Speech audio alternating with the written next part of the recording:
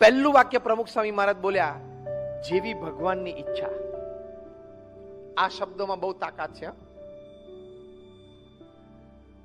બીજું વાક્ય પ્રમુખ સ્વામી મહારાજ બોલ્યા કે આપણે આપણો પુરુષાર્થ કરી લીધેલો, હવે જે પરિણામ આવ્યું એ આપણે સ્વીકારી લેવાનું. કેટલી સ્થિરતા રે. આપણે આપણો પુરુષાર્થ કરી લીધો, બધા રિસોર્સિસ આપણે કામે લગાડી દીધા, હવે પછી જે પરિણામ આવ્યું એ આપણે સ્વીકારી લેવાનું, કારણ કે એનાથી વિશેષ તો આપણે કંઈ કરી શકીએ હતા જ નહીં.